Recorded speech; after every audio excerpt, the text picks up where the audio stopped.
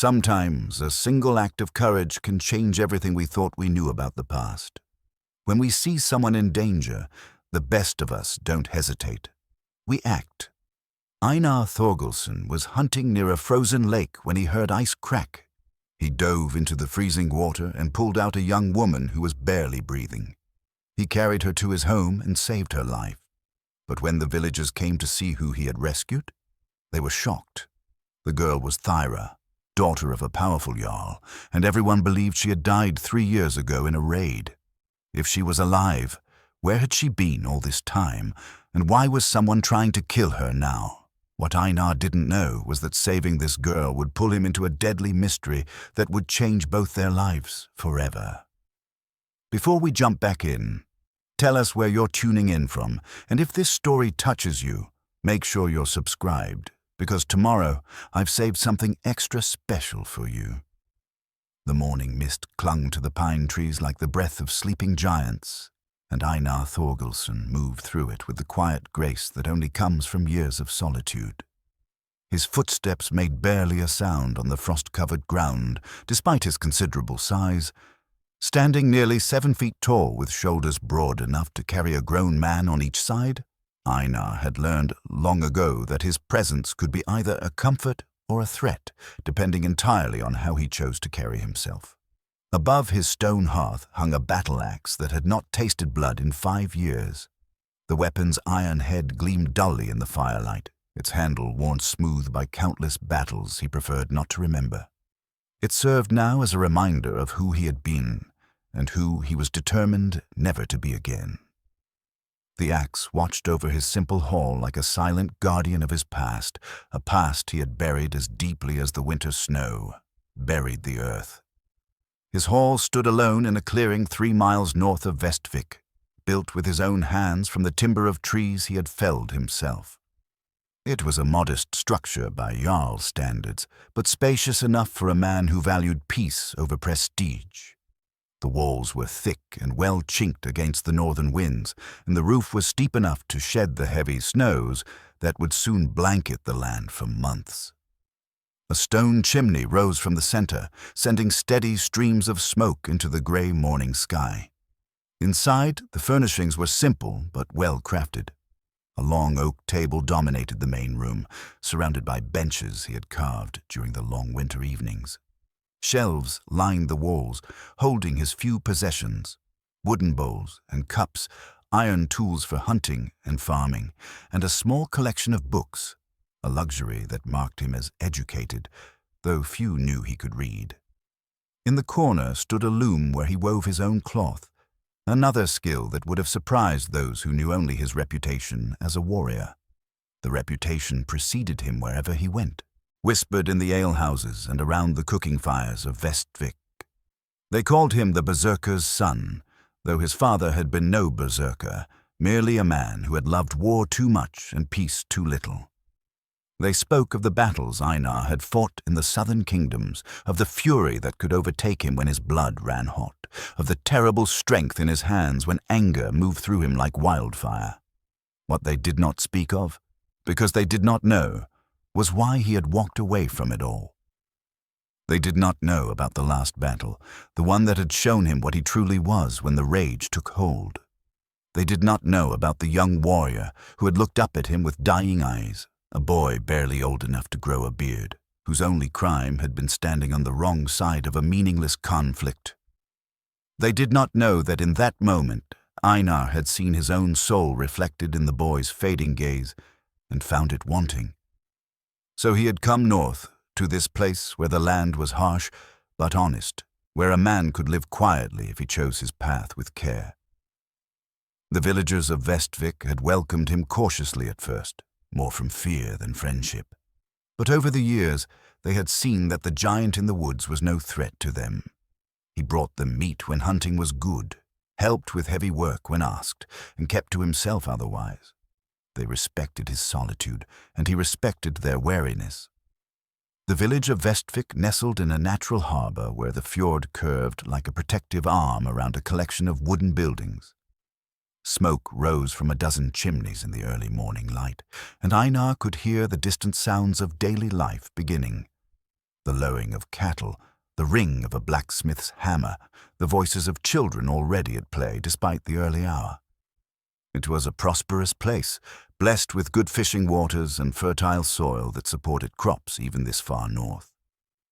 The prosperity had not come easily.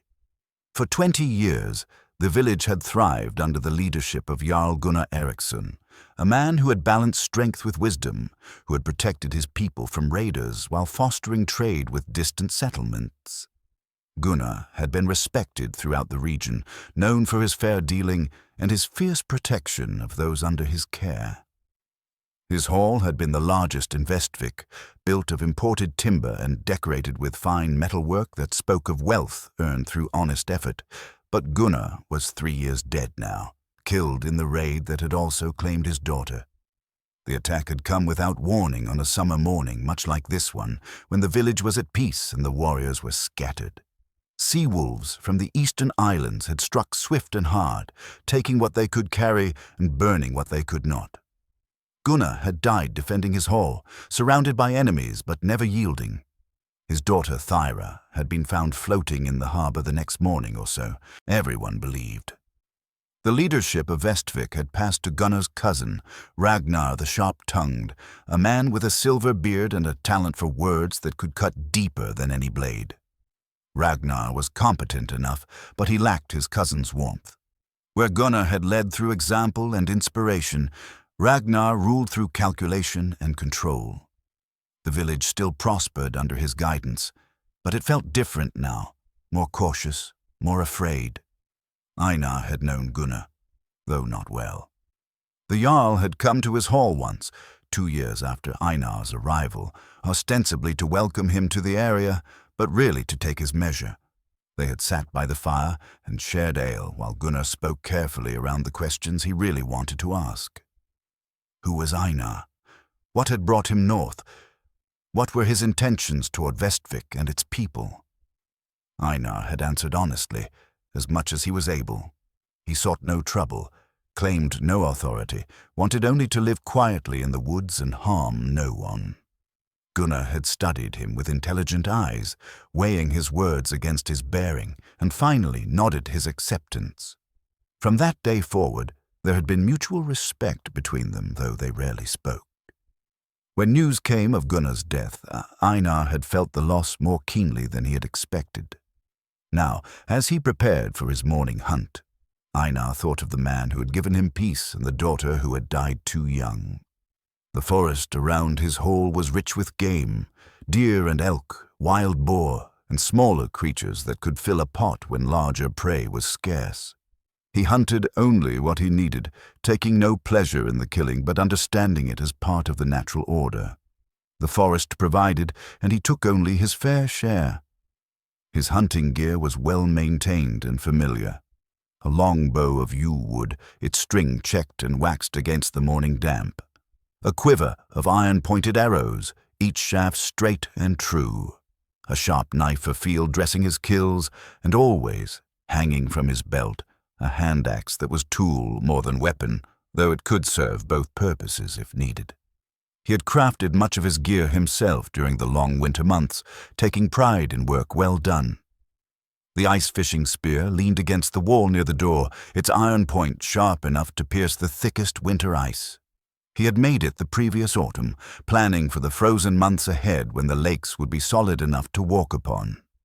The shaft was carved from ash wood and stood nearly as tall as himself, balanced perfectly for throwing or thrusting. It had already served him well in the early winter fishing, helping him bring home fat trout from beneath the ice of smaller ponds. This morning's destination was Lake Skjoldvatn, a body of water that lay deeper in the forest than his usual hunting grounds. The lake was known for its size and depth, fed by mountain streams that kept it from freezing completely, even in the harshest winter. Along its shores, deer came to drink, and where deer came, predators followed. It was a place where a patient hunter could wait and watch, reading the signs that would tell him when and where game would appear. The walk to Lake Skjoldvatn took him through country he knew as well as his own hall. Every tree, every rock formation, every game trail was familiar to him. He moved through the landscape like water through stone, following paths that existed more in his understanding than on the ground. The forest spoke to him in languages older than words, the rustle of leaves that meant wind change, the distant crack of branches that announced large animals moving, the quality of silence that suggested he was not alone in the woods. As he walked, his mind was quiet, focused on the hunt ahead, but open to the thousands of small details that surrounded him. This was meditation for Einar. This communion with the forest that required all of his attention and gave back a peace he had never found in human company. The anger that had once defined him seemed impossibly distant here, buried under layers of snow and silence and the simple rhythm of one foot following another. He did not know, as he made his way through the gray morning toward the lake, that this day would be different from all the others. He did not know that the ice-fishing spear he carried would soon break through more than frozen water, that it would pierce the barrier between his peaceful present and a past he thought was buried forever. He did not know that before the sun set, he would once again be forced to choose between the man he had been and the man he was trying to become. The forest kept its secrets, as forests do, and Einar walked toward his destiny with the quiet confidence of a man who believed he had left his violent days far behind. Lake Skjoldvatn stretched before Einar like a mirror of hammered silver, its surface frozen solid under the weight of winter's grip. The ice was thick here, perhaps 3 feet or more, strong enough to support even his considerable weight as he moved carefully along the shoreline. Fresh snow had fallen in the night, creating a pristine blanket that showed no tracks save those of the small creatures that ventured out in the pre-dawn darkness. He had been tracking a large buck for the better part of an hour, following its trail through the dense undergrowth that surrounded the lake. The signs were fresh: pressed snow, broken twigs at shoulder height, the musky scent that spoke of a mature male in his prime. The deer had come to drink at one of the small springs that fed the lake, places where the water ran too fast to freeze completely, even in the deepest cold. Einar crouched beside a cluster of pine trees, studying the terrain ahead. The buck's trail led toward a narrow inlet where the shoreline curved inward, creating a natural shelter from the wind. It was a good place for a deer to rest, hidden from predators and protected from the worst of the weather. He would need to approach carefully, using the wind to mask his scent and the trees to hide his movement. As he prepared to move forward, a sound reached his ears that made him freeze in place. It was subtle at first, barely audible above the whisper of wind through the pines, a rhythmic creaking like the sound of ice settling under pressure. But this was different, more urgent, accompanied by what might have been splashing water. Einar straightened slowly, his hunter's instincts sharp with sudden alarm. The sound was coming from deeper into the lake, perhaps 100 yards from shore. It was impossible to see clearly through the morning mist, but something was wrong. Ice did not make sounds like that unless it was under stress, unless something was breaking through. The creaking grew louder, followed by a sharp crack that echoed across the water like the snap of a great tree falling. Then came a sound that drove all thoughts of hunting from his mind. A cry, high and desperate, the voice of someone in mortal danger. Without hesitation, Einar abandoned his careful approach and burst from the tree line, his long legs carrying him across the snowy shore toward the lake's edge. The ice-fishing spear was in his hand before he consciously reached for it, the weapon's familiar weight a comfort as he tried to locate the source of the distress.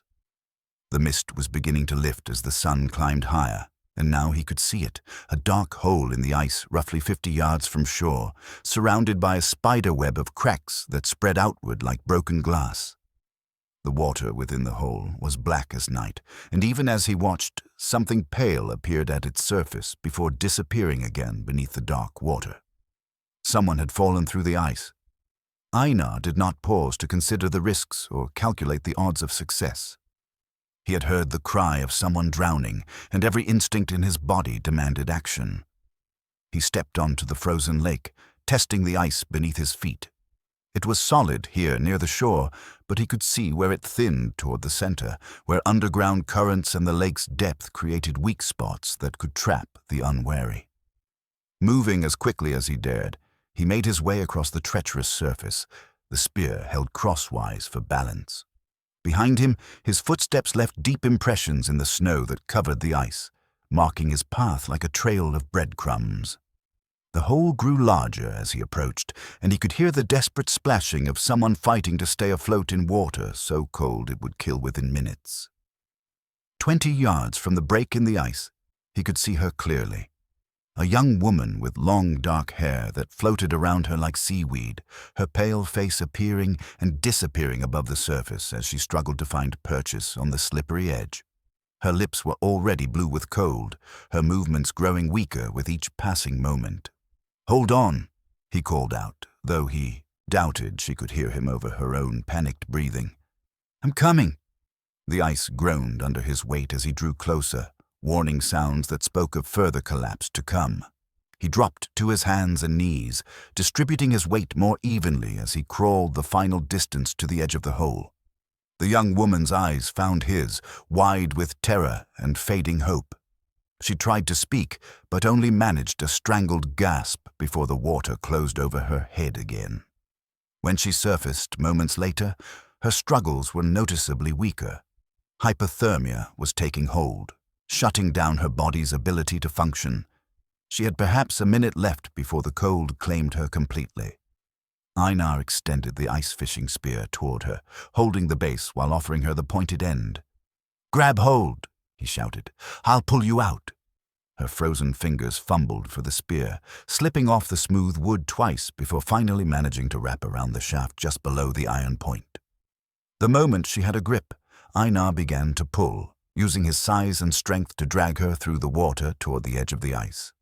But the ice had other plans. As he applied pressure to lift her from the water, the edge of the hole crumbled further, dropping chunks of frozen surface into the lake and widening the gap between solid ice and safety. The young woman's weight on the spear created leverage that threatened to pull him forward into the water with her. Einar braced his feet against a ridge in the ice and leaned back, fighting the physics that wanted to drag them both down. Inch by inch, he pulled her closer to solid ice, but each movement seemed to weaken the surface beneath him. Cracks radiated outward from where he lay, warning that the entire section might give way at any moment. With a final surge of strength, he hauled her up and out of the water, her body limp and barely conscious as he dragged her across the ice toward shore. She was heavier than he had expected, her waterlogged clothing adding dangerous weight to their precarious situation. Behind them, more ice collapsed into the hole, the sound like thunder in the morning stillness. He did not stop moving until they reached solid ground, where he immediately began the work of saving her life. Her lips were blue, her skin pale as fresh snow, and her breathing so shallow it was barely detectable. Hypothermia was a killer he had seen before, and he knew they had little time to reverse its effects. Stripping off his own heavy cloak, he wrapped her in the wool and fur, then lifted her easily in his arms. She weighed no more than a child despite her adult frame, and her head lolled against his shoulder as he began the long journey back to his hall. Each step was measured and careful, designed to avoid jarring her while maintaining the speed necessary to save her life. The forest that had seemed so peaceful on his morning walk now felt like hostile territory, full of obstacles and delays that could cost precious minutes. But Einar knew these paths better than any man alive, and he navigated them with the efficiency of long practice, his powerful legs carrying them both through the snow-covered undergrowth toward warmth and safety. As he walked, he found himself studying the face of the woman in his arms. She was young, perhaps 20 summers, with features that spoke of good breeding and comfortable living. Her clothing, though soaked and torn, was of fine quality, dyed wool and silver clasps that marked her as someone of means. This was no peasant girl who had wandered too far from home. But it was her face that troubled him most. Something about her features seemed familiar, though he was certain they had never met. There was something in the shape of her nose, the line of her jaw, that stirred memories he could not quite place. It was like looking at someone from a half-remembered dream, recognizable but impossible to identify. By the time he reached his hall, she was unconscious but still breathing. He kicked open the door and carried her directly to the hearth, where the morning fire still burned low but steady.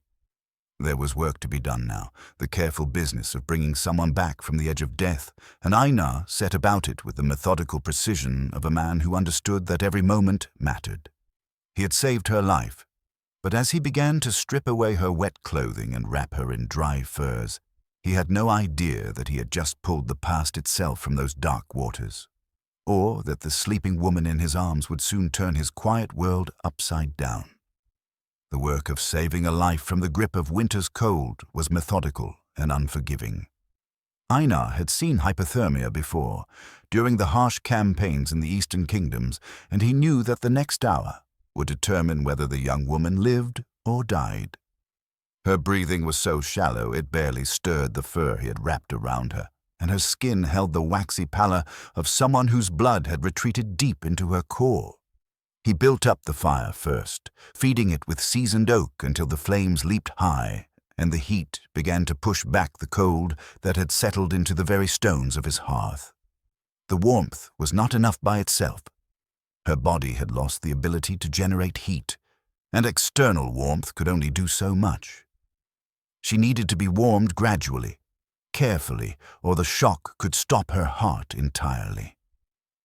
From his sleeping alcove, he gathered every fur and woolen blanket he owned, creating a cocoon of warmth beside the fire. Her wet clothing had to come off, all of it, and this he did with the clinical efficiency of someone who had tended wounded warriors on blood-soaked battlefields. There was nothing improper in his actions, only the desperate practicality of preserving life.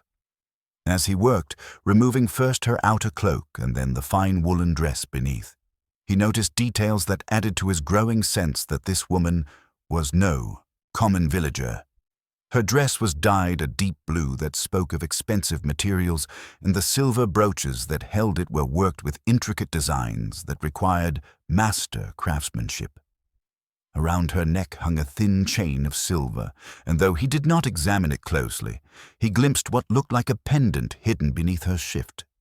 Her undergarments were of linen so fine it was almost silk, bleached white and embroidered with delicate patterns. This was clothing worthy of a jarl's household, perhaps even his family.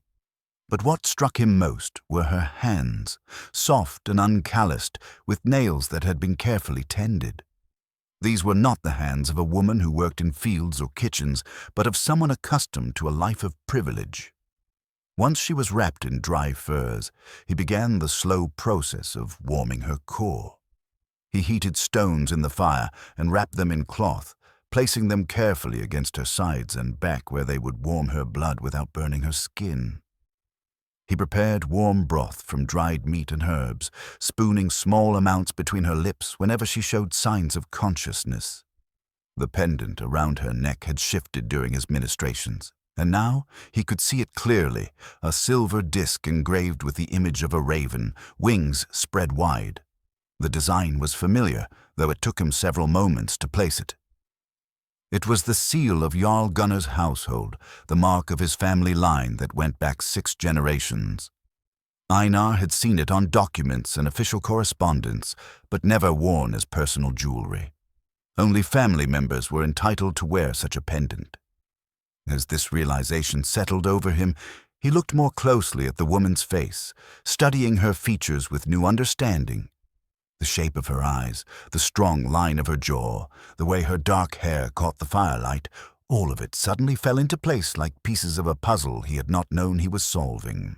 This was Thyra Gunnarsdottir, daughter of the late jarl, heir to his household and lands. The woman who had died 3 years ago in the raid that had claimed her father's life. The woman whose body had been pulled from the harbor and buried with all the honors due to a jarl's daughter. But dead women did not fall through ice. Dead women did not struggle against drowning in winter lakes. Dead women did not wear their families silver or breathe warm breath that fogged in cold air. Einar sat back on his heels, his mind racing to make sense of what his eyes told him was impossible. He had attended Thyra's funeral himself, standing at the back of the crowd that had gathered to honor Gunnar's family. He had seen the wrapped body lowered into the earth, had heard the words spoken over her grave. The entire village had mourned her passing, especially coming so soon after her father's death.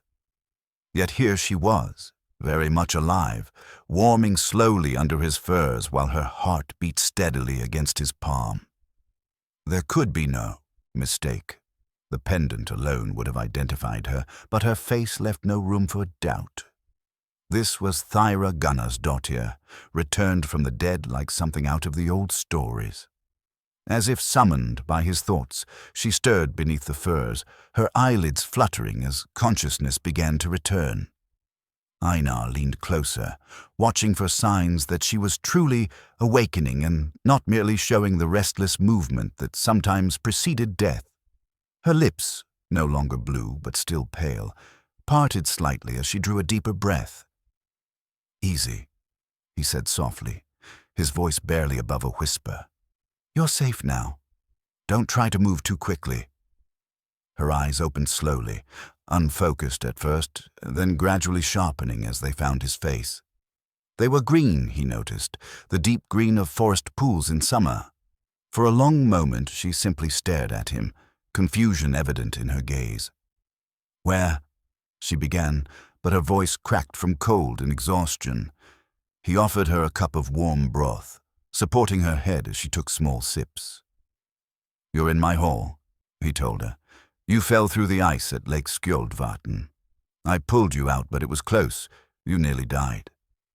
She nodded weakly, memory returning in fragments. "I remember the water. So cold. I thought I was going to die there."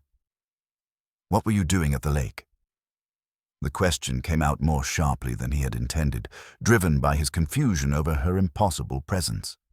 "It's dangerous country, especially for someone traveling alone." At this, her face changed, fear replacing confusion in her green eyes.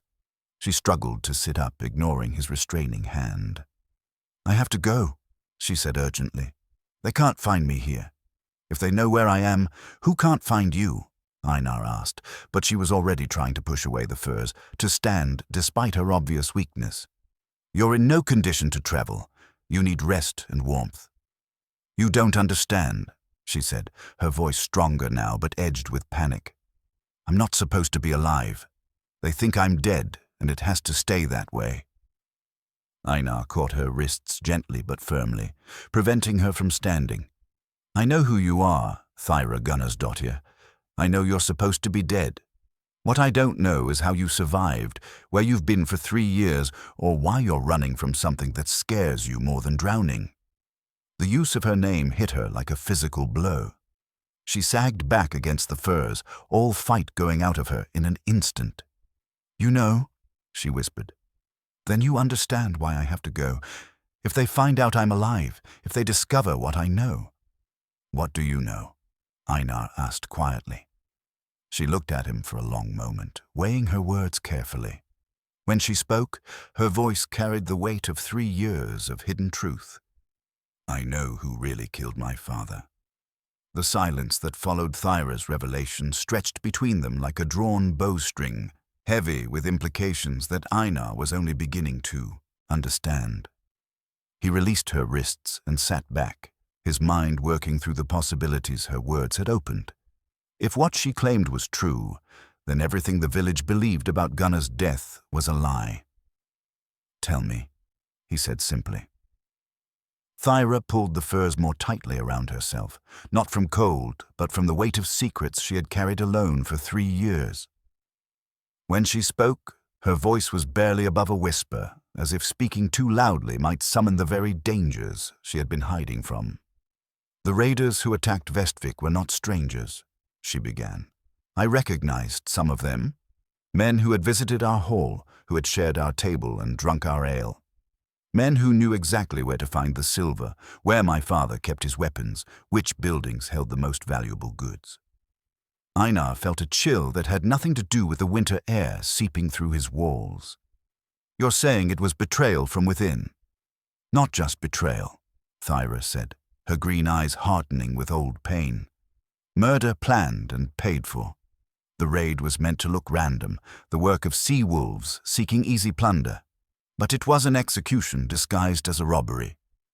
She shifted beneath the furs, and Einar caught a glimpse of old scars along her arm, thin white lines that spoke of blade work rather than accident. Whatever had happened 3 years ago had left marks on more than just her memory. I was supposed to die that day too, she continued. They came for me specifically, but I had left the hall early to visit the market. When I returned, I could see the smoke from half a mile away. I hid in the woods and watched them kill my father. The words came out flat and emotionless, but Einar could see the pain beneath her controlled exterior. 3 years of hiding, 3 years of knowing her father's killers walked free while she lived like a ghost on the edges of the world. Who ordered it? He asked, though he suspected he already knew the answer. My father's cousin. Ragnar. The name came out like a curse. He had debts, gambling debts to men who don't forgive. He needed my father's silver and his position as jarl. The raid gave him both. Einar absorbed this information, fitting the pieces together with growing understanding. Ragnar had indeed taken control of Vestvik after Gunnar's death, claiming leadership as the closest male relative. He had been accepted readily enough. The village needed strong leadership, and Ragnar had proven competent in the role. But competent and legitimate were different things entirely. How do you know all this?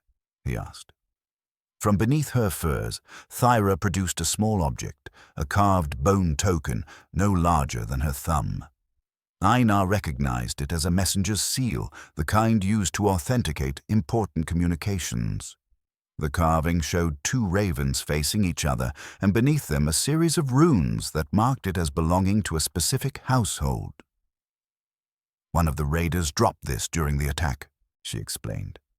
I found it the next morning when I came back to search for survivors. It belongs to Orm the Black, a mercenary leader who sells his services to whoever pays best. But Orm is careful about his reputation.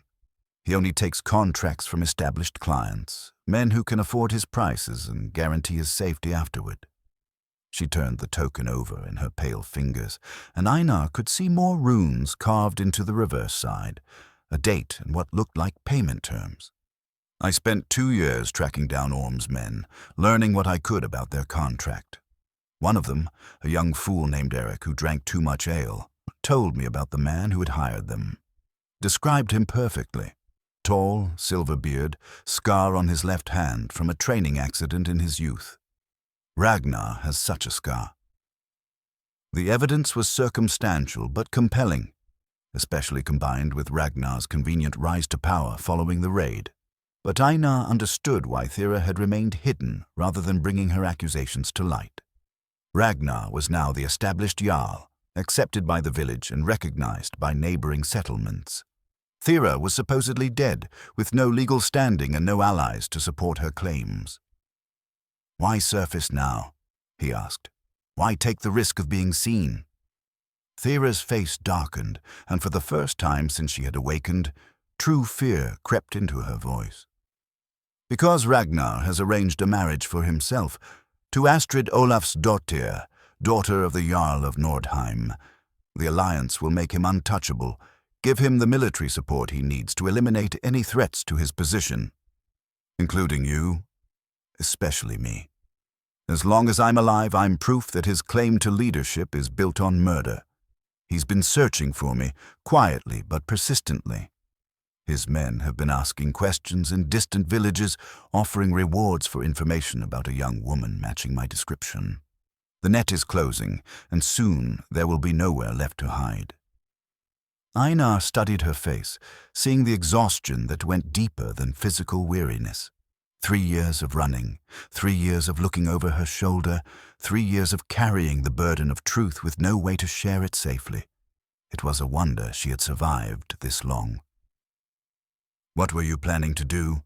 He asked. At the lake, before you fell through the ice? She looked away, unwilling to meet his eyes. There's a trader who comes through Nordheim in the spring, a man named Thorvald who sails to the western settlements. I was hoping to arrange passage, to disappear completely before Ragnar's wedding makes him too powerful to challenge. You were running away. I was staying alive, she corrected sharply. There's a difference. But Einar heard the shame beneath her defiance, the knowledge that fleeing meant abandoning her father's memory and leaving his murderer in power. It was the shame of someone who had been forced to choose between justice and survival, and who hated the choice they had made. The trader's route takes him near Lake Skjoldvatn, she continued. I was following the shoreline, looking for the best place to meet his ship when it arrives. The ice looked solid, but there must have been a weak spot near where the streams feed into the lake. She fell silent, lost in the contemplation of how close she had come to death, how easily her 3-year struggle might have ended in the dark waters beneath the ice. But fate, it seemed, had other plans. You saved my life, she said quietly, looking at him with new awareness. But you may have doomed yourself in the process. If Ragnar learns that I'm alive, if he discovers that you helped me. Let me worry about Ragnar, Einar interrupted, his voice carrying a hard edge that had not been there before. The mention of the false jarl's name had awakened something in him, some old instinct that recognized injustice and demanded action.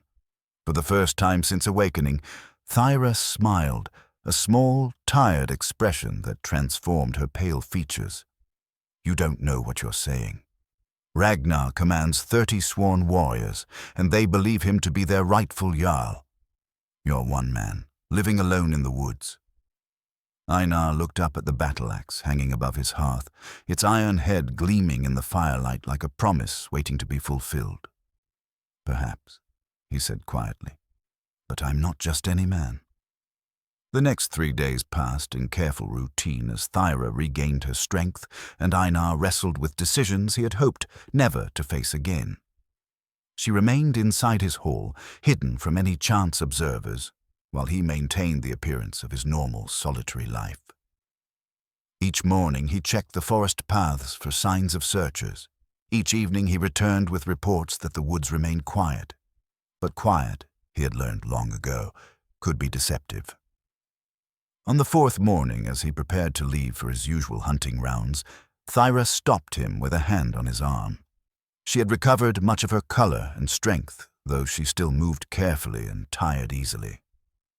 The fine clothes she had been wearing were ruined beyond repair, so she had taken to wearing some of his simpler garments, woolen tunics and leather breeches that hung loose on her smaller frame but provided warmth and modesty. There's something else, she said, her green eyes troubled. Something I haven't told you about my father's death. Einar paused in the doorway, sensing that whatever she was about to reveal would change everything once again. What is it? From beneath the sleeping firs where she had been resting, Thyra produced a leather scroll case, its surface worn smooth by handling but still intact. The case was sealed with wax, and though the seal was cracked, it had not been broken. Einar could see that it bore Gunnar's personal mark, the same raven device that appeared on Thyra's pendant. I found this hidden in my father's private chamber, she said, offering him the case. It was concealed behind a loose stone in the wall, wrapped in oiled cloth. I discovered it when I returned to search the ruins of our hall, looking for anything that might explain why he was killed. Einar took the scroll case carefully, feeling its weight and the slight rustle of parchment within. Have you read it? I broke the seal 3 years ago, yes, but I've never shown it to anyone else, never spoken of what it contains. I think my father hid it because he knew someone was planning to betray him. With deliberate care, Einar broke away the remaining wax and withdrew the scroll from its protective case. The parchment was of fine quality, the kind used for important documents, and it bore the official seal of a jarl's court at its head. As he unrolled it, he could see that it was written in Gunnar's own hand, the careful, educated script of a man who had learned letters in his youth and never forgotten their value.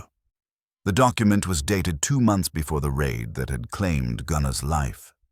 As Einar read, His expression grew increasingly grim. It was a detailed accounting of irregularities in Vestvik's treasury, discrepancies that had come to Gunnar's attention through careful record-keeping and investigation. Someone had been systematically stealing from the village's common fund, skimming silver from trade agreements and tax collections.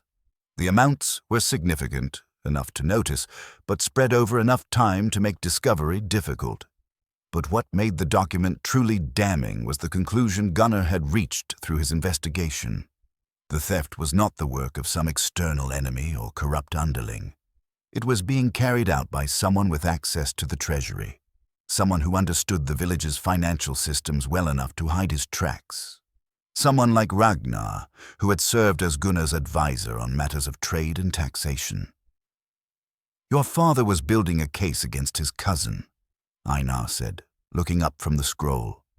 "This document proves that Ragnar had been stealing from Vestvik for years." "More than that," Thyra said. "Look at the final paragraph."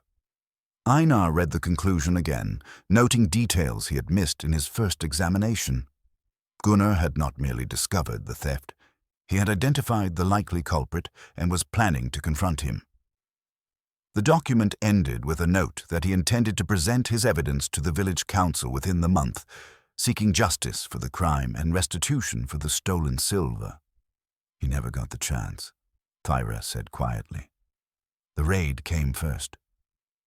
The implications were clear and chilling. Ragnar had not merely arranged his cousin's murder for personal gain. He had killed him to prevent exposure of his own crimes. The raid had served multiple purposes, eliminating a threat to his freedom, providing cover for Gunnar's death, and positioning him to claim leadership of the village he had been robbing. "This changes everything," Einar said, rolling the scroll carefully and returning it to its case. "This isn't just about a power-hungry man eliminating his rivals. This is about a thief and murderer who has been hiding behind the mask of legitimate authority." "I know," Thyra said, "but what good does it do us? I'm still supposedly dead, still without legal standing to bring accusations, and Ragnar is still the accepted jarl with 30 warriors sworn to his service." Einar was quiet for a long moment, staring at the scroll case in his hands. The document it contained was more than evidence. It was a cry for justice from beyond the grave, Gunnar's final attempt to protect the people he had served faithfully. The weight of that responsibility settled on Einar's shoulders like a familiar burden, awakening instincts he had spent 5 years trying to suppress. "There might be a way," he said finally, "but it would be dangerous, and it would require you to trust me completely." "I already trust you with my life," Thyra pointed out. "You saved me from the lake and gave me shelter when you could have turned me away. What more could you ask of me?" "I need you to trust me with something more important than your life," Einar said, meeting her eyes with an intensity that made her draw back slightly. "I need you to trust me with your father's justice." Something in his voice had changed, a hardness that reminded her suddenly that this man was not merely a gentle hermit living peacefully in the woods. Whatever he had been before he came north, whatever reputation had driven him to seek solitude, it was still part of him. She could see it now in the set of his shoulders, the way his hands had unconsciously moved to rest near the weapons at his belt. "What are you thinking?" she asked. "The village council meets once each month to discuss matters of common concern," Einar said. "Trade disputes, boundary disagreements, questions of law and custom. It's an old tradition, one that predates any single jarl's authority. Even Ragnar cannot simply dismiss it without losing the support of the village. You want to present the evidence at the council meeting?" "Not me," Einar said. "You. As Gunnar's daughter and rightful heir, you have the legal standing to bring accusations against his murderer. The council would have to hear your testimony and examine your evidence." Thyra stared at him as if he had suggested she sprout wings and fly to the moon. "I'm supposed to be dead, remember. The moment I show my face in Vestvik, Ragnar's warriors will cut me down before I can speak a word." "Not if you have protection," Einar said quietly. "Not if you have someone willing to stand as your champion." The word hung in the air between them, loaded with implications that went far beyond simple bodyguard duty. In the old laws, still recognized in places like Vestvik, a champion was more than a hired sword. A champion bound himself to a cause, swearing to defend it with his life, if necessary. It was a sacred oath, not lightly given or received. "You would do that?" Thyra asked. "You would risk everything for justice you owe nothing to?" Einar looked again at the battle axe hanging above his hearth, then back at the woman who carried her father's truth in her green eyes. "I've been running from what I am for 5 years," he said. "Maybe it's time I remembered that some things are worth fighting for." Outside, the winter wind howled through the trees, carrying with it the promise of storms to come. The decision to act brought with it a clarity that Einar had not felt in years, but also doubts that gnawed at him during the long winter nights. As he lay awake listening to Thyra's quiet breathing from her place by the fire, he found himself questioning not whether they should seek justice, but whether he was still capable of being the kind of man who could protect her long enough to achieve it. 5 years of peaceful living had softened more than just his calloused hands. The sharp edge of constant vigilance had dulled. The instincts that had once kept him alive through countless battles had been buried under layers of deliberate tranquility. Could he resurrect those skills quickly enough to matter? Could he become again the weapon he had once been? Or would his attempt at heroism only succeed in getting them both killed? On the 5th morning after Thyra's rescue, his doubts became academic concerns. As he made his usual morning patrol of the forest paths around his hall, checking for signs of unwanted visitors, he found the tracks he had been dreading. Boot prints in the snow, made by at least 4 men traveling together, leading directly toward his home. The prints were fresh, made sometime during the night while he and Thyra had slept. The men who had made them were disciplined enough to move quietly through the forest, skilled enough to approach within 100 yards of his hall without alerting him. These were not bumbling village guards or amateur trackers. They were warriors, and they knew their business. Einar studied the tracks carefully, reading the story they told in the pressed snow and disturbed undergrowth. 4 men, as he had estimated, wearing standard military boots and carrying the weight of full battle gear.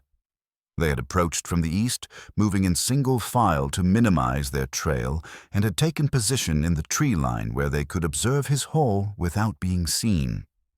More troubling were the additional tracks that led away from the observation point. The men had split into 2 pairs, circling his hall to position themselves at multiple escape routes. This was not a casual patrol or random search. It was a carefully planned trap, designed to prevent anyone inside the hall from fleeing into the forest. They knew she was here. Moving as silently as he could manage, Einar made his way back to the hall through a route that would keep him hidden from the watchers. His mind was already working through possibilities and contingencies, old tactical training asserting itself despite the years of disuse. 4 men were manageable odds if he could control the engagement, choose the time and place of confrontation. But with Thyra to protect, his options were severely limited. He slipped through the rear entrance to his hall, a narrow door he had built specifically for situations like this. Thyra was awake, sitting by the fire with her father's scroll case in her hands. She looked up as he entered, and whatever she saw in his face made her go rigid with alarm. "How many?" she asked quietly. 4 that I could count. Maybe more positioned further out." He moved to the wall where his weapons hung, taking down his sword and the hand axes that had served him well in past conflicts. "They're watching the hall, waiting for something. My guess is they're the advance party for a larger force." From a wooden chest beneath his sleeping alcove, Einar withdrew a leather harness that he had not worn in 5 years.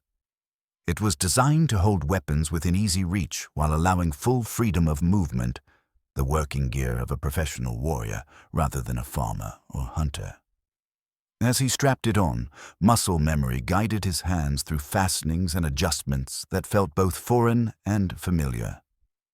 "What do we do?" Thyra asked, though her voice remained steady despite the fear he could see in her green eyes. Einar was quiet for a moment, considering their options with the methodical approach he had learned in a dozen campaigns. Running was possible but risky. The Watchers would pursue them, and winter travel through the deep forest would favor the hunters over the hunted. Fighting was also possible, but the odds were poor and success would depend entirely on surprise. "There's a third option," he said finally. "We could surrender. Let them take us both back to Ragnar and trust that the truth will eventually come to light." "That's not really an option," Thyra said firmly. "Ragnar won't risk a trial or a formal hearing. He'll have us killed quietly and claim we died resisting capture." Einar nodded, having expected that answer but feeling obligated to present all possibilities. "Then we fight our way out. But I need you to understand what that means. Once I take up weapons against Ragnar's men, there's no going back. I'll be marked as an outlaw, hunted like a wolf, and anyone who stands with me will share that fate." "I've been hunted like a wolf for 3 years already," Thyra pointed out. "At least this way we'll be hunting back." From her place by the fire, she reached for something that had been hidden beneath her sleeping furs, a long dagger in a carved sheath. The weapon was clearly made for her, its size and weight suited to her smaller frame, its handle wrapped with leather in a pattern that provided secure grip. The pommel bore the same raven device as her pendant, marking it as a product of her father's household. "This belonged to my mother," she said, drawing the blade to reveal steel that gleamed like silver in the firelight.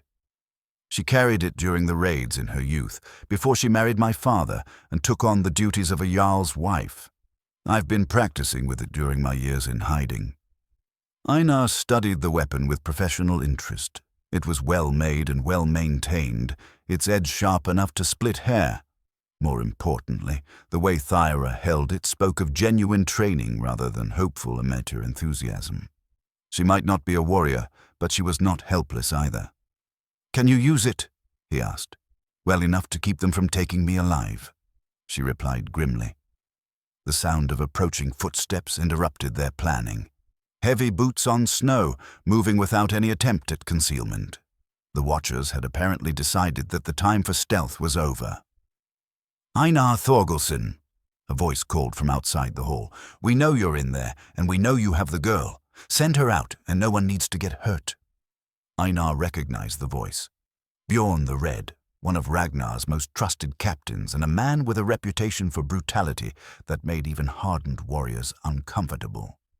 If Ragnar had sent Bjorn, it meant he considered the situation serious enough to warrant his most ruthless enforcer. "What's your answer, hermit?" Bjorn called again. "Will you be reasonable, or do we need to come in and fetch her ourselves?" Einar looked at Thyra, seeing resolve in her green eyes that matched his own growing determination. Whatever doubts he had harbored about his readiness for battle, whatever questions he had about his ability to be the protector she needed, they all fell away before the simple reality of the moment. Sometimes a man had to choose who he was going to be. "I think," he said quietly, reaching for the battle axe that had hung silent above his hearth for 5 years. "They're about to learn why I came north in the first place." The battle axe felt heavier than Einar remembered as he lifted it from its place above the hearth, but the weight was familiar, comfortable in a way that sent memories flooding back through his muscles and bones. The weapon had been forged by master smiths in the southern kingdoms, its steel folded and refolded until it could cut through mail and bone with equal ease. He had carried it through 7 campaigns and countless smaller conflicts, and it had never failed him when his life hung in the balance. But as he tested its balance and checked its edge, something caught his eye that made him pause in his preparations for battle. Carved into the leather grip, almost hidden by years of wear and handling, was a mark he had not noticed before, or perhaps had forgotten in his determination to leave his past behind. It was small, subtle, the kind of detail that would mean nothing to casual observers, but everything to those who understood its significance. The mark was a runic symbol, carved with the precision of someone who understood both its meaning and its importance. Einar had seen it before, long ago, in a place that seemed impossibly distant from his current life.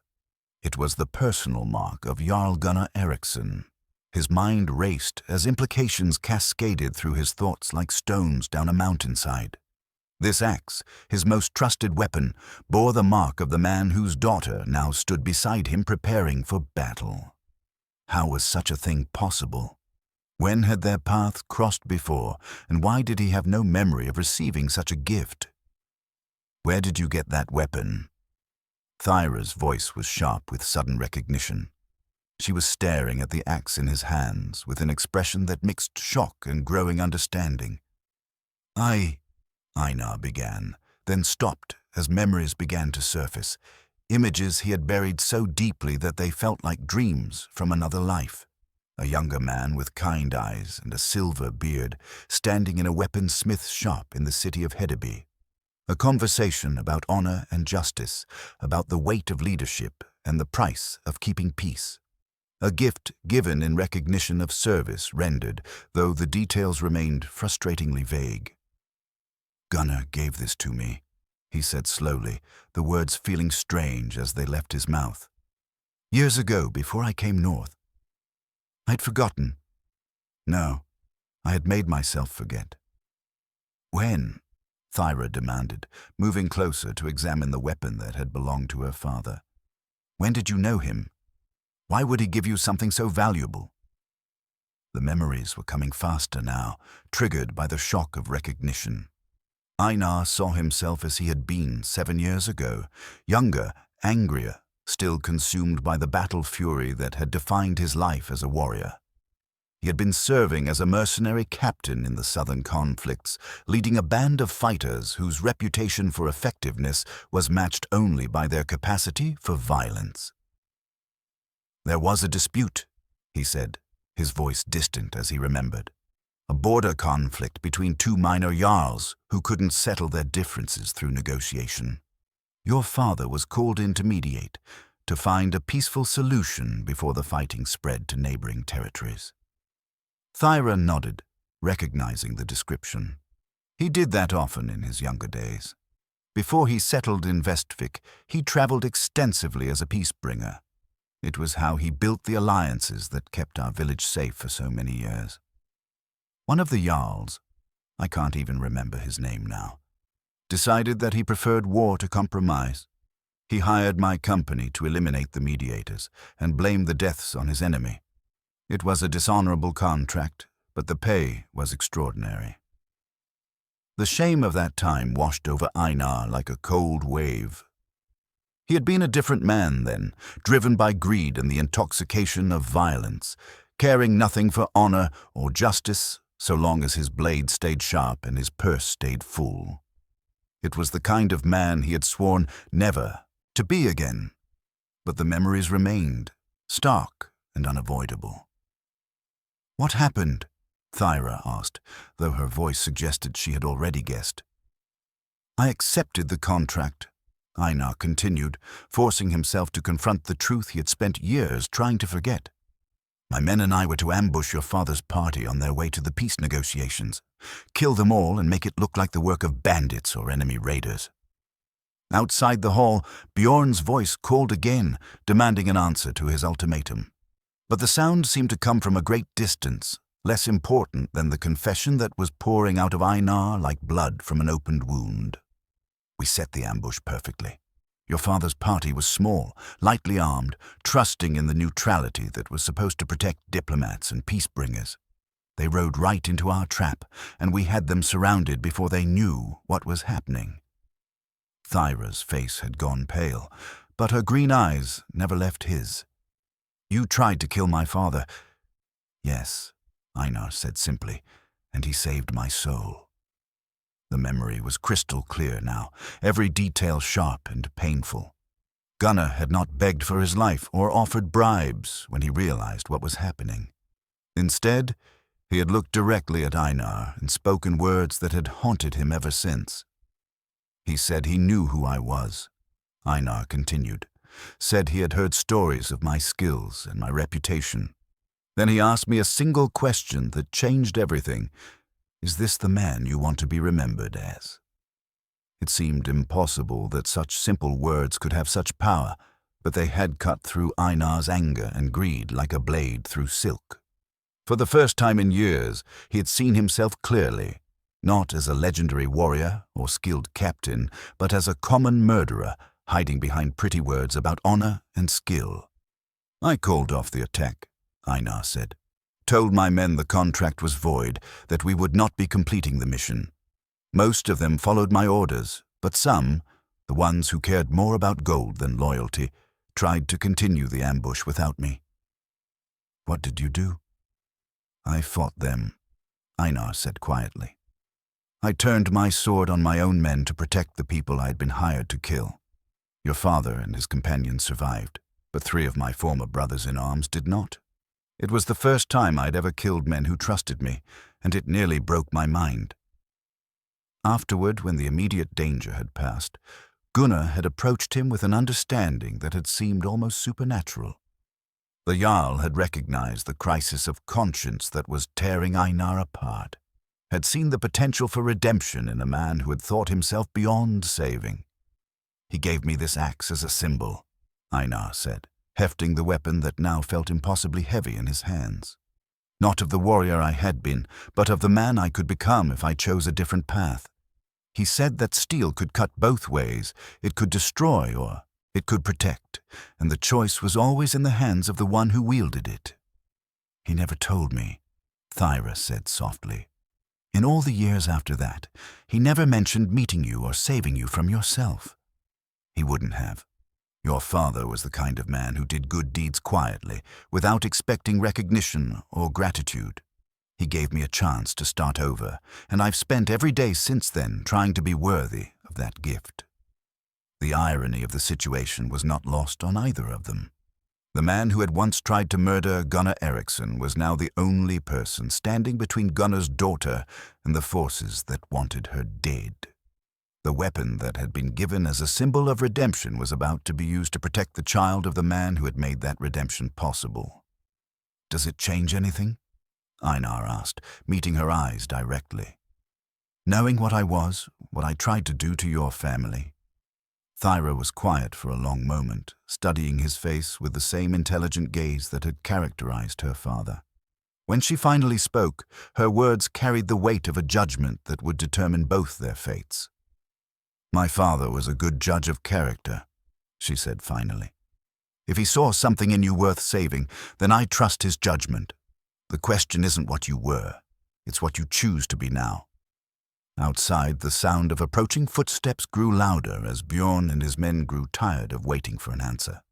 But inside the hall, 2 people who had been strangers a week ago prepared to stand together against forces that wanted to bury the truth along with their lives.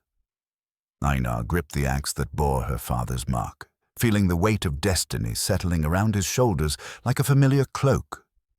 Perhaps this was why Gunnar's path had crossed his all those years ago. Perhaps this moment had always been inevitable, written in the runes of fate long before either of them understood what was coming. "Then let's give them an answer they won't forget," he said, and moved toward the door. The transformation that came over Einar as he prepared for battle was like watching winter give way to spring in the span of a heartbeat. The gentle hermit who had saved Thyra from the frozen lake dissolved, replaced by something harder and infinitely more dangerous. His movements became economical and precise, each action serving a specific purpose in the deadly choreography he was planning. From the chest beneath his sleeping alcove, he withdrew pieces of equipment that spoke of a warrior's professional approach to violence. Leather vambraces reinforced with iron strips went on his forearms, protection against the sword cuts that would inevitably come in close combat. A byrnie of mail rings followed, its weight distributed across his broad shoulders with practiced ease. The armor had been made for him years ago by a master smith, fitted to his unusual size and maintained with the care of a man who understood that his life might depend on its integrity. "How long since you fought in earnest?" Thyra asked, watching him arm himself with the efficiency of long practice. 5 years. Einar replied, testing the fit of his mail and making minor adjustments to ensure full freedom of movement. But some skills, once learned, are never truly forgotten. From the wall he took his shield, a round disc of lime wood reinforced with iron bands and faced with leather. The shield's surface was scarred from old battles, marked with cuts and dents that told the story of conflicts he preferred not to remember. But it was sound, and it would serve. The leather grip was worn smooth by his hands, shaped to his particular way of holding and maneuvering the defensive weapon. Thyra had armed herself as well, though her preparations were simpler. Her mother's dagger hung at her side, its weight familiar and comforting. Over her borrowed clothing she wore a leather vest that Einar had given her, not true armor but enough protection to turn a glancing blow or provide some defense against arrows. Her dark hair was braided back in the practical style of someone who expected to fight, keeping it clear of her vision and away from grasping hands. "What's your plan?" she asked, checking the edge of her blade for perhaps the 10th time. Einar moved to one of the narrow windows that provided light for his hall, carefully peering through the gap in the shutters to observe the men who waited outside. Bjorn and 3 companions stood in loose formation near the main entrance, positioned to prevent escape but not yet committed to assault.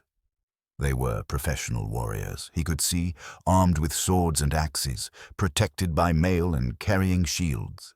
But they were also confident, perhaps overconfident, trusting in their numbers and their reputation to carry the day. "They expect us to surrender or to try running," he said, studying their positions and looking for weaknesses in their deployment. "They don't expect us to attack." "Attack?" Thyra's voice rose slightly. "There are 4 of them, and they're armored." "4 of them, yes.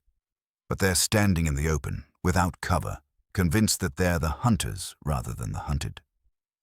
Einar smiled, and Thyra caught a glimpse of the man he had been before he came north. The warrior whose reputation had made him sought after by jarls and kings. Sometimes the best defense is to do something your enemy thinks is impossible. He moved away from the window and began making final preparations, arranging weapons and equipment with the methodical approach of someone who had planned and executed dozens of similar operations. From a leather pouch, he withdrew a collection of iron caltrops, small sharp spikes designed to disable horses or slow pursuing infantry. These he scattered near the rear entrance to his hall, creating a barrier that would discourage anyone trying to approach from that direction. The key to winning against superior numbers, he explained as he worked, is to control the engagement. Force your enemies to fight you 1 or 2 at a time instead of all together. Use the terrain to your advantage. Make them come to you on your terms, not theirs. From another hiding place, he produced a hunting horn carved from the antler of a great elk. The instrument was neither weapon nor armor, but it would serve a crucial purpose in the plan that was forming in his mind. He hung it from his belt beside his hand axes, its weight negligible but its potential value enormous. "What's that for?" Thyra asked. "Insurance," Einar replied. "If things go badly, if we're overwhelmed, I'll sound that horn. It will carry for miles in this cold air, and there are people in the forest who will hear it and understand what it means." "What people?" Einar paused in his preparations, considering how much to reveal about connections he had maintained, despite his desire for solitude. "There are others who live apart from the villages. People who value their independence and have reason to distrust authority. Hunters, trappers, men who ask no questions and expect none to be asked of them. If they hear that horn, some of them will come." It was a slim hope, but better than none at all. The men he was thinking of were not warriors in the traditional sense, but they were skilled in woodcraft and familiar with violence when it was necessary. More importantly, they owed no loyalty to Ragnar or any other jarl, making their own choices based on their own understanding of right and wrong. Outside, Bjorn's voice called again, louder and more impatient. "Time's up, hermit. Send out the girl, or we're coming in after her." "Are you ready?" Einar asked, looking at Thyra with an expression that mixed concern and determination. She nodded, though he could see the fear she was fighting to control. "What do you need me to do?" "Stay behind me. Keep that dagger ready, but don't use it unless someone gets past my guard. If I fall, run for the rear entrance and try to make it to the deep forest. Don't look back. Don't stop to help me. Just run and keep running until you reach safety." "I'm not leaving you." "You will if I tell you to." Einar interrupted firmly.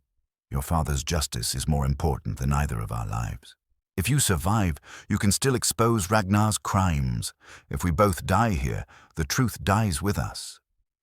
Thyra wanted to argue, but she could see the wisdom in his words. Her death would solve all of Ragnar's problems, while her survival, even without Einar's protection, would continue to threaten his position. The scroll hidden in her father's chamber, the messenger token that proved Orm's involvement, her own testimony about the raid, all of these would remain dangerous to Ragnar as long as she lived to use them. "Promise me," Einar said, gripping her shoulder with surprising gentleness. "Promise me you'll run if I fall." "I promise," she said quietly, though they both knew it was a promise she hoped never to keep. Einar moved to the door of his hall and lifted the heavy wooden bar that secured it, setting the barrier aside with careful quiet. The door itself was thick oak, reinforced with iron bands, built to keep out both weather and enemies. When opened, it would provide him with both entrance and cover, a barrier he could use to control the approach of his attackers. "Final offer," Bjorn called from outside. "Send her out now, or we take her out over your dead body." "Then you'd better bring more men," Einar replied, his voice carrying clearly through the winter air. There was something in his tone that made Bjorn's companions shift nervously, a quality that spoke of experience and competence rather than desperate bravado. "You're outnumbered 4-1, hermit. Don't be a fool." 4-1, Einar laughed, a sound with no humor in it. "I've faced worse odds and lived to tell about it. But you're right about one thing. Someone here is being a fool." He gripped the iron handle of his door and looked back at Thyra one final time. She stood ready behind him, her mother's dagger gleaming in the firelight, her green eyes bright with determination despite her fear. For a moment, she looked exactly like her father, the same intelligent courage, the same refusal to yield in the face of overwhelming opposition. "For Gunnar's justice," she said quietly. "For Gunnar's justice," he agreed, and threw open the door. The winter morning exploded into violence as Einar burst from his hall with a war cry that echoed through the forest like the roar of some ancient beast. The sound seemed to freeze Bjorn and his men for a crucial instant, their confident expectation of surrender shattered by the sudden appearance of a fully armed and obviously experienced warrior charging directly toward them. In that frozen moment, Einar covered half the distance between his door and the nearest enemy, his battle-axe raised high and his shield positioned to deflect the hasty counterattacks that would follow. Behind him, Thyra moved to the doorway, ready to support him or flee as the situation demanded. The battle for truth and justice had begun, and the peaceful woods of northern Norway would never be quite the same again. The first warrior to react was a young man with a braided beard who had been standing slightly apart from his companions. His sword came up in a defensive position as Einar's charge brought him within striking range, but the movement was too late and poorly positioned. Einar's axe swept down in a diagonal arc that caught the warrior's blade near the guard, the superior weight and leverage of the larger weapon driving the sword aside and continuing its path toward the young man's shoulder. The blow landed with the sound of splitting wood as the axe bit deep into the warrior's collarbone, driving him to his knees with a scream that echoed through the winter forest. Blood sprayed across the snow in a crimson arc, steaming in the cold air as the wounded man collapsed backward, his sword falling from nerveless fingers. "Kill him!" Bjorn roared, his own weapon already in motion as he closed the distance between himself and Einar. The red-bearded captain was no green recruit. His attack came in a series of measured cuts designed to test Einar's defenses and create openings for his remaining companions to exploit. But Einar had not survived 7 campaigns by allowing enemies to dictate the terms of engagement. Instead of backing away or trying to parry Bjorn's assault, he stepped forward and inside the arc of the captain's sword, bringing his shield up to catch the blade on its iron rim while his axe swung in a tight horizontal cut aimed at Bjorn's ribs. The captain threw himself backward, sucking in his belly as the axe blade whispered past his mail shirt with inches to spare. The evasive movement put him off balance, and Einar pressed his advantage with a shield bash that sent Bjorn stumbling sideways into one of his own men. The third warrior, older and more experienced than his fallen companion, tried to circle around Einar's left side where the shield could not protect him. But Einar had been fighting multiple opponents since before this gray-haired veteran had learned to hold a sword properly. Without taking his eyes off Bjorn, he shifted his weight and pivoted, keeping his shield between himself and the most dangerous immediate threat, while tracking the flanking movement in his peripheral vision. When the veteran committed to his attack, lunging forward with his spear aimed at Einar's unprotected back, Einar was ready. He dropped to one knee and spun, his axe sweeping low in a cut that caught the spear shaft and severed it cleanly. The veteran, suddenly holding nothing but a wooden stick, had just enough time for his eyes to widen in shock before Einar's return stroke caught him across the throat. 2 down, Einar called over his shoulder to Thyra, though his eyes never left the remaining opponents. Stay ready. The fourth warrior, seeing his companions fall with terrifying efficiency, began to back away from the fight. His nerve was breaking. Einar could see the confident expectations of an easy victory crumbling before the reality of facing a truly skilled opponent. In another moment, the man would turn and run, and Einar would be left with only Bjorn to deal with. But Bjorn the Red had not earned his reputation through cowardice. Even as his men fell around him, the captain regrouped and renewed his assault with a fury that spoke of both skill and desperation. His sword work was excellent, a flowing combination of cuts and thrusts that forced Einar to give ground and work harder to maintain his defense. "You fight well for a hermit," Bjorn said through gritted teeth as their weapons met in a series of ringing exchanges. "But you can't protect her forever. More men are coming, a full war band to finish what we started." "Then I'd better finish you quickly," Einar replied, launching a series of attacks that drove Bjorn backward toward the tree line. The captain was good, perhaps very good, but he was fighting the kind of opponent he had probably never faced before. Einar's style was a mixture of formal training and bitter experience, techniques learned in the weapon schools of the South, combined with improvisation born from dozens of life-or-death encounters. He fought with the controlled fury of someone who understood that hesitation meant death, but who had learned to channel his aggression with surgical precision. Bjorn's confidence began to crack as he realized that he was not merely outmatched, but completely outclassed. Every attack he launched was met with a perfect counter, every defensive move anticipated and exploited. The hermit he had expected to intimidate was systematically dismantling him with the casual efficiency of a master craftsman working familiar materials. The end came suddenly, as such endings often do. Bjorn attempted a complex combination attack, a feint followed by a cut that should have found its way past Einar's guard. But Einar read the intention behind the movement and responded not to what Bjorn was doing, but to what he was planning to do. The axe came around in a tight arc that caught the captain's sword arm just above the wrist, the sharp steel biting through mail and bone with equal ease. Bjorn's scream was cut short as Einar's follow-up blow caught him in the chest, driving him to the ground where he lay gasping and bleeding in the trampled snow. The fourth warrior, seeing his captain fall and his companions dead or dying in the bloodied snow, finally broke completely. He turned and ran for the tree line, crashing through the undergrowth with the desperate panic of someone who had seen his own death reflected in another man's eyes. Einar let him go. A fleeing enemy was no threat, and he had more immediate concerns to address. Bjorn was still alive, though grievously wounded. The captain lay on his back in the snow, his breathing shallow and labored, his sword arm hanging useless at his side. Blood stained the white ground around him in spreading pools that steamed in the cold air. His eyes, when they found Einar's face, held the mixture of pain and grudging respect that defeated warriors sometimes showed toward their conquerors. "Finish it," Bjorn gasped, his voice barely audible above the sound of wind through the trees. Einar stood over him, his axe raised and ready to deliver the killing blow that would end the captain's suffering. It would be a mercy, and Bjorn had fought well enough to earn an honorable death. But as he prepared to strike, something stayed his hand. Perhaps the memory of Gunnar's words about choosing what kind of man he wanted to be.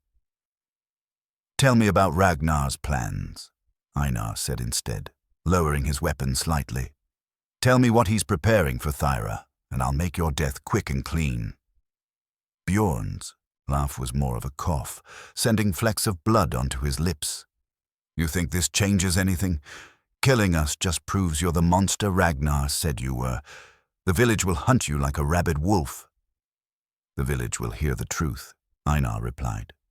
"Thyra has proof of her father's murder, evidence that will expose Ragnar's crimes." "Evidence?" Bjorn's eyes glittered with malicious amusement. "What evidence? The girl's been dead for 3 years. Everyone knows that. If she appears now claiming to be Gunnar's daughter, who will believe her? A mad hermit and a girl who looks like someone they buried long ago. Ragnar has prepared for this possibility." A chill ran down Einar's spine that had nothing to do with the winter air. "What do you mean he's prepared?" "The woman in the grave," Bjorn said, his voice growing weaker but his words still clear. "She wasn't some random corpse. Ragnar found her body and put Thyra's jewelry on it before the burial. Same height, same hair color, close enough to fool anyone who didn't look too carefully." The implications hit Einar like a physical blow. If Ragnar had deliberately staged Thyra's death using another woman's body, it meant he had been planning his cousin's murder for much longer than anyone had suspected. It also meant he had anticipated the possibility that the real Thyra might someday return to challenge his rule. "There's more," Bjorn continued, seeming to take satisfaction in the shock on Einar's face. "Ragnar has been spreading stories about you for months, preparing the ground. The hermit in the woods who went mad from isolation, who sees enemies everywhere and talks to spirits in the forest. When news of this fight reaches Vestvik, it will only confirm what people already half believe. And Thyra? An imposter, obviously. Some poor mad girl you've convinced that she's the jarl's daughter, or perhaps an accomplice helping you with some scheme for revenge. Either way, her word will count for nothing against Ragnar's careful preparations." Thyra had emerged from the hall during the fight, and now stood behind Einar, her mother's dagger still in her hand. She had heard Bjorn's words, and her face had gone pale with the realization of how thoroughly they had been outmaneuvered. "He thought of everything," she said quietly. "Even if we reach the village, even if we present all our evidence, we'll be dismissed as frauds or madmen." Einar felt the weight of despair settling over him like a heavy cloak. All their planning, all their hopes for justice, reduced to nothing by Ragnar's foresight and political cunning. The false jarl had not merely murdered his way to power. He had constructed an entire foundation of lies and misdirection that would protect him from any challenge to his authority. But then, cutting through his despair, like a blade through silk, came the sound he had been hoping for since the fight began. The distant blast of a horn, answered by another from a different direction, and then another. The elk horn at his belt had not been needed. Other watchers in the forest had seen or heard the battle and were calling their companions to investigate. "What is that?" Thyra asked, looking around as the horn calls grew closer. Einar smiled grimly, feeling hope return like warmth to frozen limbs. "That is the sound of men who owe no loyalty to any jarl, men who make their own judgments about right and wrong. Ragnar's careful planning didn't account for everyone who lives in these woods." Bjorn's eyes widened with new understanding and fear. "The outlaws? You called the forest outlaws?" "I called my friends," Einar corrected. "Men who knew Gunnar and respected him. men who have no reason to trust Ragnar's version of events. They'll listen to Thyra's story and judge it on its own merits. The captain tried to speak again, but his strength was finally failing. His eyes closed, and his breathing grew shallow and irregular. Within moments, he was still. Around them, the sounds of approaching men grew louder as the forest dwellers converged on the scene of battle. Help was coming, but Einar knew their real challenges were only beginning. The men who emerged from the forest were not what most people would have expected of woodland dwellers. They came armed and alert, but their weapons were hunters' tools rather than instruments of war. Long knives and hunting spears, bows designed for taking game rather than men. Their leader was a grizzled man named Thorstein, who had served alongside Gunnar in the old wars, before both men had chosen different paths toward peace. "Einar," Thorstein called as he approached the scene of carnage. "We heard fighting and came to investigate. Are you hurt?" "Uninjured," Einar replied, leaning on his axe as the aftermath of battle settled over him. "But we have larger problems than a few dead warriors." As the forest men gathered around, Thyra stepped forward and began to tell her story. She spoke clearly and without embellishment, presenting the facts of her father's murder, her own false death, and Ragnar's usurpation of power. When she finished, she produced the scroll from her father's hand and the messenger token that proved Orm's involvement in the plot. The men listened in silence, their faces growing increasingly grim as the scope of Ragnar's betrayal became clear. These were not simple outlaws or bandits. They were men who had chosen independence over the comfort of village life, but who still understood honor and justice. Several of them had known Gunnar personally and respected him as a leader who had protected the common folk, even when it cost him politically. "Show them the raven pendant," Einar suggested quietly. Thyra lifted the silver chain from around her neck, displaying the raven device that marked her as Gunnar's daughter. Thorstein examined it carefully, his weathered fingers tracing the intricate metalwork with the knowledge of someone who understood both craftsmanship and heraldry. "I've seen this before," he said finally. "Gunnar wore its mate on his sword belt. Only family members were permitted to bear the raven mark." One by one, the other men examined the pendant and the documentary evidence Thyra had preserved. Their verdict, when it came, was unanimous.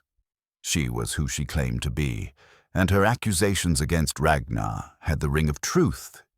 But their acceptance, while heartening, did not solve the fundamental problem of how to bring justice to a man who had spent 3 years consolidating his power and preparing his defenses. "The village council meets in 2 days," Thorstein said, after they had discussed various possibilities. "It's the monthly gathering to settle disputes and hear grievances.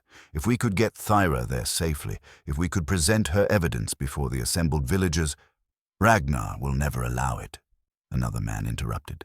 "The moment she shows her face in Vestvik, his warriors will cut her down and claim she was an impostor who attacked them." "Not if she has protection," Einar said quietly. "Not if she has enough witnesses to make murdering her politically impossible." The plan that emerged from their discussion was audacious in its simplicity. Rather than trying to sneak Thyra into the village secretly, they would announce her return openly. The forest dwellers would escort her to Vestvik in broad daylight, making no attempt to hide her identity or their purpose. The sheer boldness of the approach might catch Ragnar off guard, and the presence of multiple independent witnesses would make it difficult for him to simply order her death without due process. "It's dangerous," Thorstein warned. "If Ragnar decides that the risk is worth taking, we'll be outnumbered 10 to 1. "It's dangerous for him too," Thyra pointed out. "If he kills me publicly, in front of witnesses, it will raise questions he can't easily answer. Why would he murder someone he claims is an impostor? What is he afraid she might reveal?" The debate continued through the afternoon, but eventually consensus emerged around the direct approach. Ragnar's strength lay in secrecy and misdirection. Bringing everything into the open would force him to respond publicly, where his options would be more limited. As the sun began to set through the winter clouds, the forest men made their preparations to depart. Some would return to their own camps to gather additional supporters. Others would begin spreading word of Thyra's return through the network of hunters, trappers, and independent settlers who lived throughout the region. By tomorrow morning, dozens of people would know that Gunnar's daughter lived and had returned to claim justice for her father's murder. "Are you certain about this?" Einar asked Thyra as they stood together outside his hall, watching the last of their allies disappear into the darkening woods. "No," she replied honestly, "but hiding hasn't worked. Running away hasn't worked. Maybe it's time to try standing and fighting." Einar nodded, understanding her decision even as he worried about its consequences. The girl who had nearly drowned in Lake Skjoldvatn a week ago had grown into a woman ready to risk everything for the truth. Her father would have been proud. "What happens after?" she asked. "If we succeed, if Ragnar is exposed and brought to justice, what then?" It was a good question, one Einar had been avoiding because the answer was so uncertain. "You would be the rightful heir to your father's position," he said. "The people would look to you for leadership. And you, will you stay to help, or will you return to your hermit's life in the forest?" Einar looked back at his hall, at the place that had been his refuge for 5 years. It suddenly seemed smaller than he remembered, less like a haven and more like a prison he had built for himself. Perhaps Gunnar had been right all those years ago when he suggested that a man's true nature could not be hidden forever. "I think," he said slowly, "that I've been a hermit long enough." Thyra smiled, the expression transforming her face with hope and warmth.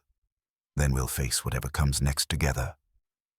As they prepared for what might be their final night of peace, neither of them noticed the lone figure watching from the distant tree line, the fourth warrior who had fled the battle, now riding hard toward Vestvik with news that would change everything.